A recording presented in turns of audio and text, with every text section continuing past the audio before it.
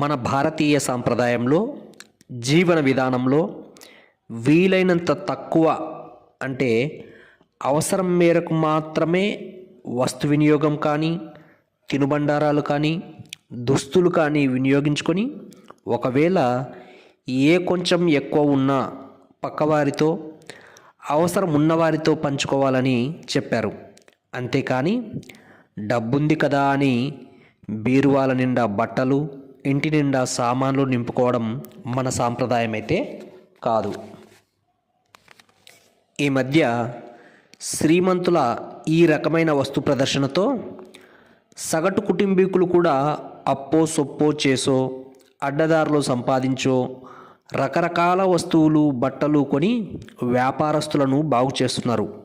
పైనుంచి ఎలైట్ అంతా ఇదే అభివృద్ధి అని మురిసిపోతున్నారు.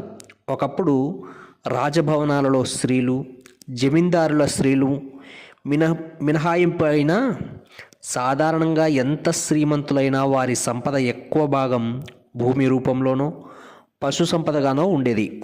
వారి ఇల్లు కూడా సాధారణంగానే ఉండేవి. స్త్రీలకు బంగారం వెండి నగలు ఉన్నా కాసుల పేరు కడియాల లాంటివి మాత్రమే ఉండేవి. కానీ ఒళ్ళంతా దగదగలాడుతూ చూసేవారికి కన్ను కుట్టే విధంగా అలంకరించుకోవడం నాడు లేదు. దాదాపు ఒక 70-80 ఏళ్లకు పూర్వం ఇటువంటి సమాజ జీవనం మామూలుగానే ఉండేది. ఈ మధ్య కాలంలోనే తమ సంపదనంతా ప్రదర్శించుకోవడం మొదలైంది. ఎదుటివారిని చూసి అందరూ అలాగే ఉండాలని కోరుకొని ఆరాటపడి ఏదో ఒక విధంగా అందరూ కూడా తమ కొనుగోలు శక్తిని పెంచుకున్నారు. ఒక 70 ఏళ్లకు పూర్వం స్త్రీలు ఇంతగా షాపింగులకు వెళ్ళడం కానీ కొనడం కానీ అలవాటు లేదు. సగటు కుటుంబాలలో పురుషులు ఏ బట్టలు తెస్తే అవే కట్టుకునేవారు. అదీకాక స్త్రీలకు పురుషులకు కూడా 2-3 జతల బట్టలు మాత్రమే ఉండేవి. స్త్రీలకు మాత్రం తమ పెళ్లినాటివి 1-2 పట్టు చీరలు ఉండేవి. నగలైనా అంతే, తమకున్న గొలుసో గాజులో కడియాలో పెట్టుకొని ఉండేవారు. ఇంట్లో సామాన్లైనా అంతే. ఇంటి పెద్దకు ఒక కుర్చీ మాత్రం ఉండేది. ఎవరన్నా వచ్చినా చాప వేసి కూర్చోవడమే. ఇంట్లో ఎంతమంది ఉన్నా 2-3 మంచాలు ఉండేవి. పెద్దలు ఆ మంచాలపై పడుకునేవారు.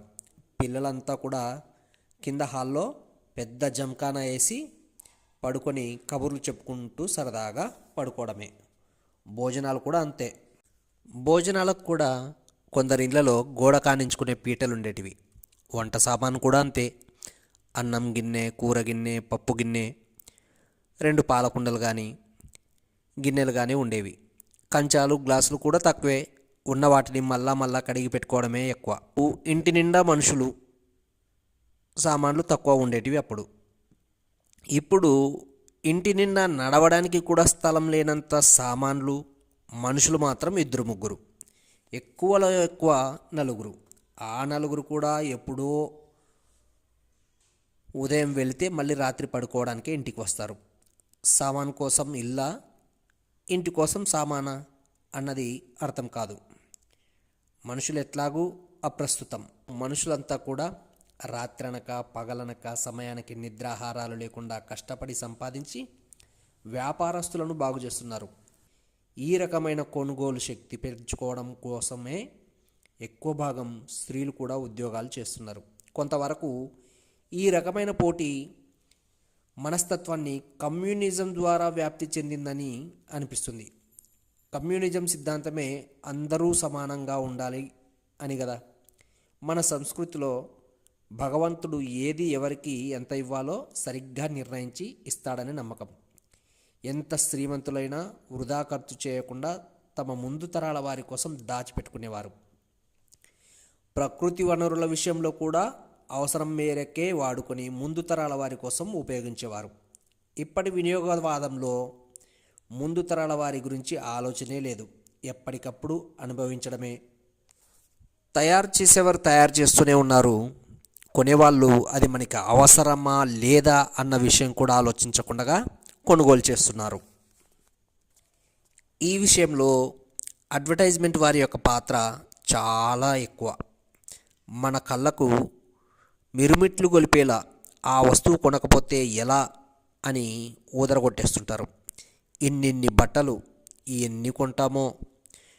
కొన్ని కొన్నవి వాడడం కూడా వాడం. సంవత్సరానికి ఒక్కసారి కూడా వాటి అవసరం రాదు. అయినా కూడా సామాన్లు బట్టలు కొంటూనే ఉంటాం.